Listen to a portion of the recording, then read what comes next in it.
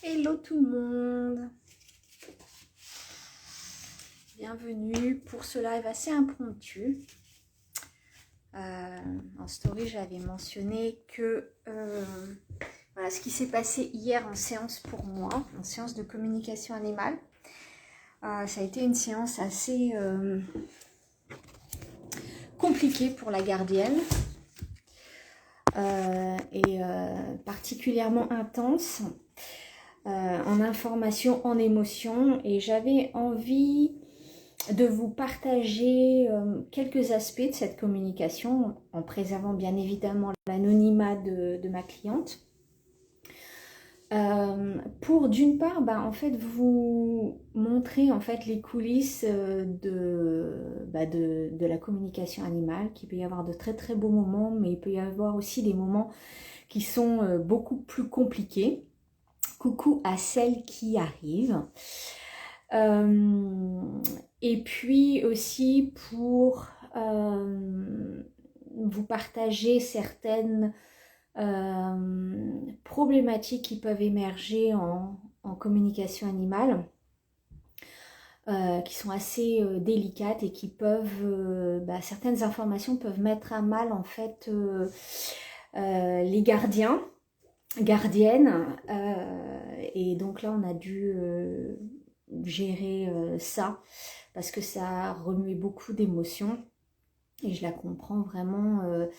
La situation voilà était compliquée, donc je vais vous donner en fait les lignes principales en fait de cette histoire, vous poser un petit peu le contexte pour que vous compreniez à quel point en fait quand je suis rentrée dans cette communication, en fait, c'était déjà assez délicat.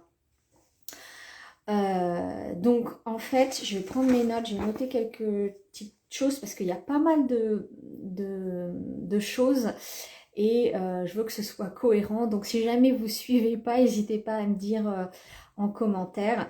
Bien évidemment, je ne pourrais pas aller trop dans les détails parce que je veux conserver l'anonymat de ma cliente. Il y a des choses, c'est sûr, je ne partagerai pas qui font partie de la séance.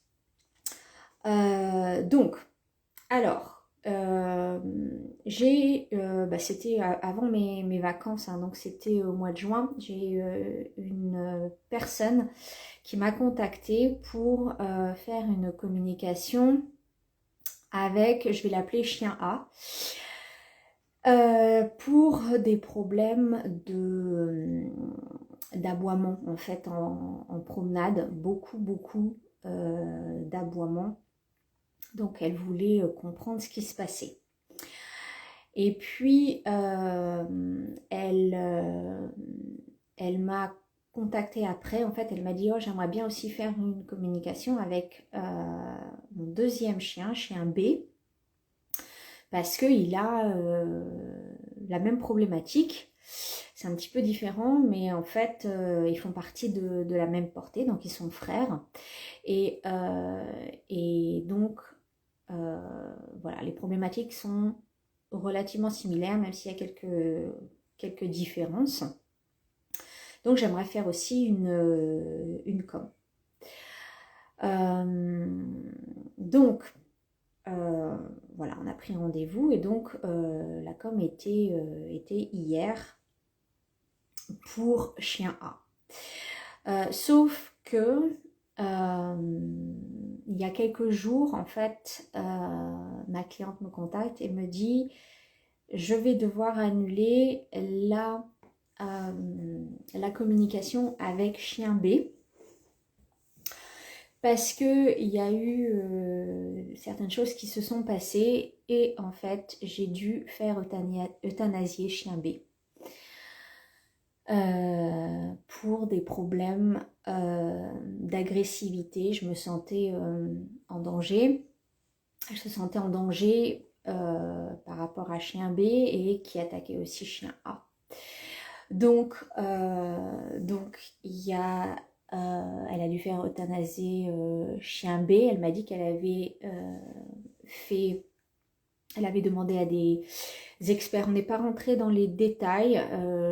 J'ai pas non plus partagé d'autres détails là-dessus, mais elle a fait appel à des professionnels qui lui ont dit que ça allait s'aggraver et donc qu'il n'y avait pas d'autre solution en fait que de faire euthanasier chien B. Donc voilà pour vous donner un petit peu le contexte de cette communication. Elle m'a fait part de comment dire, l'éducation. Elle a travaillé avec un éducateur canin. C'est quelqu'un qui est très engagé envers ses chiens. Et franchement, il y a d'autres problématiques aussi dans sa vie. Donc je lui envoie beaucoup d'amour parce que vraiment ce qu'elle a traversé, c'est très très difficile. Et donc déjà le faire euthanasier son chien, il faut savoir que les deux étaient quand même relativement jeunes, ils avaient même pas 3 ans. Donc voilà, et l'euthanasie a eu lieu la semaine dernière. Donc on est vraiment dans des émotions très intenses et complexes. Donc elle a fait appel à des éducateurs canins pour les deux, pour ces problèmes d'aboiement. Elle les a eus tout petits. La communication avec chien A aussi donné des informations sur voilà, on va dire le contexte, l'environnement de cette portée. Et donc elle s'est vraiment beaucoup investie dans l'éducation de ses chiens. Et donc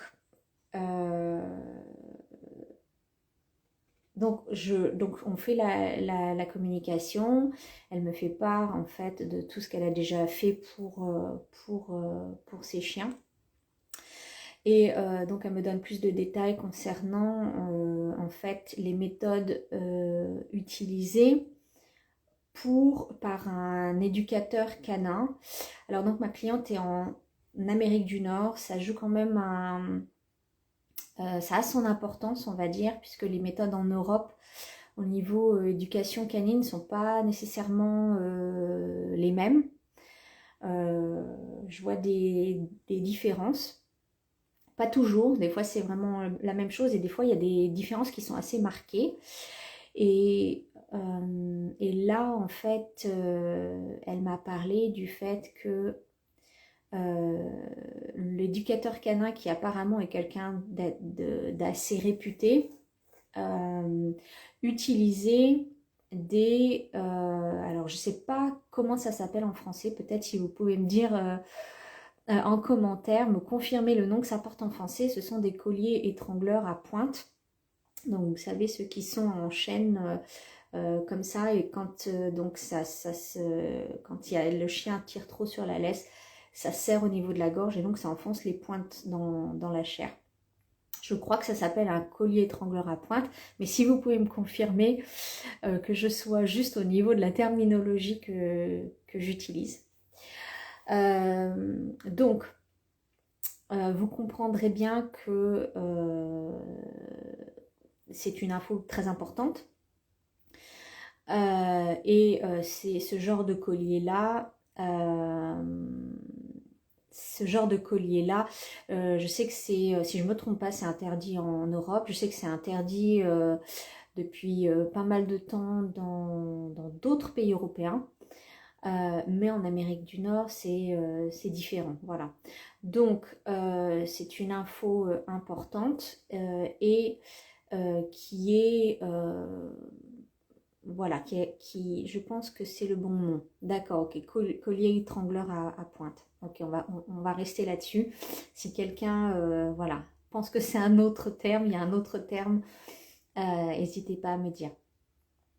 Donc, évidemment, ce genre d'approche, c'est des approches qui sont peu éthiques, puisqu'elles utilisent en fait la souffrance de l'animal pour changer des comportements non désirés.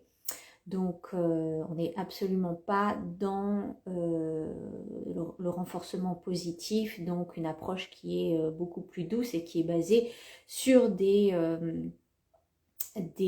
méthodes qui, le renforcement positif, c'est vraiment se cibler sur des méthodes d'éducation de l'animal qui sont sur le plaisir de l'animal, assez souvent fait avec des friandises. Il n'y a pas du tout de notion de souffrance, et c'est des techniques qui permettent vraiment d'aller à la racine de la problématique, alors que quand on utilise plutôt des méthodes où il y a de la souffrance, en fait, il y a de la douleur, eh bien, on ne va pas résoudre la problématique, même si on peut voir des améliorations à court terme, en fait, on va pas au cœur du problème.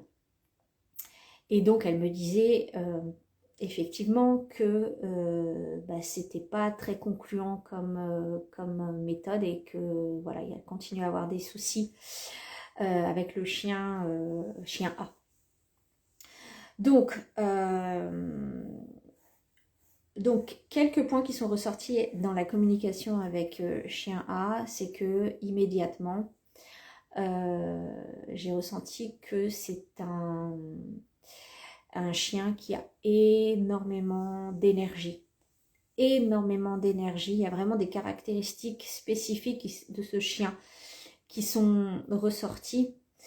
Et en fait, j'ai reçu l'info que c'est un... Alors, ça me semblait très très juste, même si je connais pas beaucoup. C'est un chien qui n'est pas pure race, qui est mélangé. Mais quand elle m'a dit le mélange, en fait, ça vient vraiment conforter en fait les caractéristiques qui sont ressorties dans la communication. C'est un chien qui a besoin d'énormément de stimulation mentale, d'exercice physique. Et donc, j'ai reçu l'info qu'il y avait au minimum besoin de 4 heures d'activité, de stimulation mentale, surtout d'activité physique, pour se défouler. Et en fait, on a très vite mis en lumière en fait que cette personne avait quand même du mal à pouvoir fournir même si elle s'est vraiment très très investie dans l'éducation de ses chiens, elle a vraiment fait de son mieux. Donc là, on n'est vraiment absolument pas dans le jugement, ça c'est très très clair. Mais elle était pas forcément en mesure d'offrir ce temps à son animal, à ses chiens en fait. Et donc, chien A en fait a beaucoup d'anxiété. Ça s'est ressorti aussi très clairement. Et beaucoup de confusion en fait, qui peuvent être une conséquence en fait de l'anxiété et d'un manque de socialisation jeune, parce qu'il ne sait pas bien faire la différence entre quelles sont des vraies menaces et puis en fait c'est un chien qui est en alerte en fait constamment. Donc il y a de l'anxiété et beaucoup de confusion en fait dans filtrer les informations. Et donc, c'est un chien qui est extrêmement angoissé, d'où les aboiements, en fait. Donc, et il y a probablement cette anxiété qui est générée par le manque d'activité physique. Ça, c'est quelque chose que je retrouve assez régulièrement en fait en communication animale. C'est pour ça que j'ai décidé de vous partager ce cas aujourd'hui, parce que je veux vraiment insister sur l'importance de faire vos recherches en fait quand vous adoptez où vous achetez un animal auprès d'un éleveur, de bien vous renseigner sur la race en fait. Là, la personne avait quelques informations. Elle avait déjà eu un chien avant, un boxeur, mais on n'était pas du tout en fait dans les mêmes caractéristiques. Euh, et en plus, elle en a pris deux, chien A et chien B. Donc, personnellement, quand elle m'a fait part de toute son implication auprès de ses chiens, de ce qui a été mis en place, et malheureusement le fait qu'elle soit tombée sur des éducateurs canins qui utilisent des méthodes encore, on va dire, assez... j'ai presque envie d'utiliser le mot archaïque, mais voilà, c'est comme ça. Donc cette personne a été mal conseillée en fait, et donc elle se retrouve dans la situation qu'elle vit actuellement. Donc c'est très très important de vous renseigner sur les races que vous adoptez, surtout si c'est des mélanges en fait, des races mélangées, et qu'elle en avait connaissance. Faites des recherches sur tous ces mélanges-là, les caractéristiques, parce que ça m'est arrivé, comme je vous l'ai dit, ça m'arriverait régulièrement de voir en fait les problèmes d'anxiété, ce sont des problèmes qui reviennent régulièrement. Et je me rappelle aussi d'une autre situation où il y avait, c'était assez similaire, un chien qui vivait en appartement et qui détruisait le mobilier dans la maison. Et en fait, ce chien m'a vraiment fait part qu'il avait énormément d'anxiété. Et la personne, en fait, elle habitait en appartement, voilà, elle travaillait beaucoup d'heures. Et en fait, même si on pense que voilà, on promène son animal assez, bien pour les caractéristiques de la race, c'est pas encore suffisant, malheureusement. Donc même quand on pense bien faire, en fait, on peut être un petit peu encore à côté de la plaque et pas être encore dans vraiment les besoins de l'animal. Donc d'où en fait pour cette personne-là, en fait, la situation dans laquelle elle s'est retrouvée, qui est extrêmement douloureuse, en plus qui est ressortie, a généré beaucoup de culpabilité en elle, puisqu'elle pensait vraiment avoir fait tout ce qu'elle pouvait et que en fait elle prenait ça comme n'étant pas assez. Donc on a dû gérer aussi beaucoup cette culpabilité qui a émergé dans le contexte d'un deuil récent. Donc vous imaginez vraiment voilà, la complexité de cette communication. Donc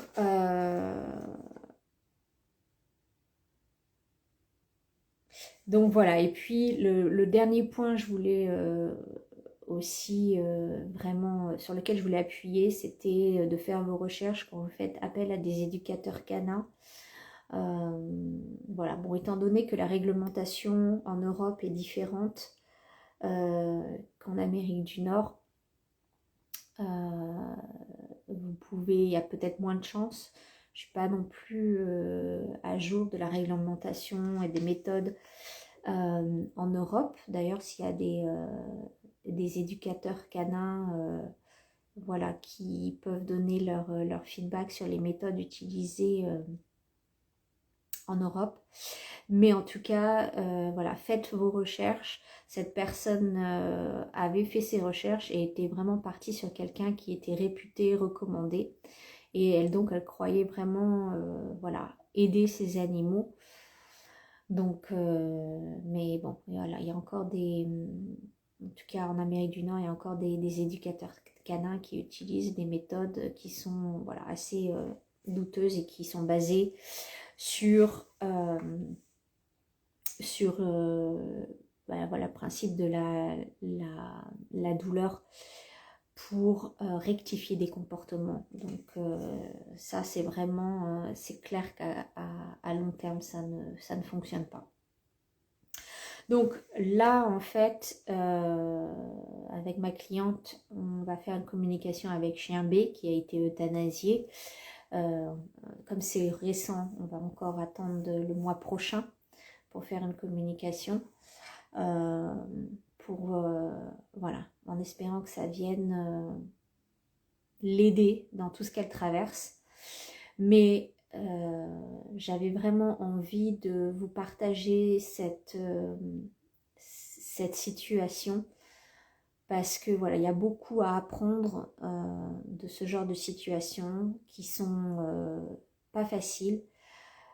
Comme je l'ai dit, on pense voilà, faire le meilleur pour nos animaux, mais en fait, voilà, il y a certaines choses qui peuvent émerger et qui peuvent venir mettre à mal, donc c'est important de savoir gérer aussi ces choses-là qui émergent en consultation. Et voilà, en tout cas, je peux vous assurer que c'était une séance qui était voilà, vraiment très très intense en émotion. En tout cas, voilà, je pense vraiment à cette gardienne. Ça n'a pas dû être facile. Voilà pourquoi je voulais vous partager cette situation. Est-ce que vous avez des questions? Qu'est-ce que ça évoque en vous? Dites-moi, n'hésitez pas à poser vos questions. Même voilà, pour celles qui regardent en replay. J'avais vraiment envie de poser ça là pour voilà, vous montrer ce qui peut se passer lors de communication animale. Et voilà, c'est quelque chose de très beau, mais il peut y avoir vraiment des situations très délicates à gérer. Donc voilà. Est-ce que vous avez des questions, des commentaires, des réactions par rapport à ça? Qu'est-ce que ça vous évoque? Je suis curieuse d'avoir vos retours là-dessus. Non, il n'y a pas de commentaires. Ok. Bon, bah sur ce, je vais vous laisser. Monique, c'est vraiment une situation douloureuse. Courage à la gardienne. Comment chien A vit-il l'absence de chien B? J'ai, pour des raisons en fait de conserver l'anonymat et les détails de la gardienne, de ce qui a été voilà, échangé lors de la séance. Je ne vais pas rentrer trop dans ces détails-là, puisque c'était surtout voilà, pour parler de ces problèmes au niveau éducation des chiens et puis des caractéristiques de la race et des répercussions. Donc après, ça, c'est plutôt des choses qui ont été évoquées personnellement dans la com. Donc je ne vais pas rentrer dans ce genre d'informations. Je voulais vraiment voilà, vous parler de ces aspects bien spécifiques par rapport à la com. Il y a d'autres choses qui ont été évoquées, voilà, d'autres choses. Chien A voilà, a évoqué d'autres choses, mais je ne vais pas rentrer là-dedans pour préserver voilà, l'intimité de ce qui a été partagé dans la com. En tout cas, merci Monique pour ton commentaire. Voilà, bon bah sur ce, je vais vous laisser. Je retrouve les filles de la formation en Reiki Animal tout à l'heure. Donc, je vous souhaite une belle journée. Et puis, voilà, encore une fois, n'hésitez pas à me faire vos retours là-dessus, voir si vous aimez ce genre de retour. C'est vrai que c'est quelque chose qui, quand il y a vraiment des communications ou des séances comme ça, je peux vous partager, mais bon, voilà, j'aime bien garder quand même l'anonymat et pas trop partager ce qui se passe dans ces séances-là. Mais je pensais que ici c'était vraiment, vraiment important. Donc, je vous souhaite une belle journée et puis je vous dis à très vite. Ciao tout le monde.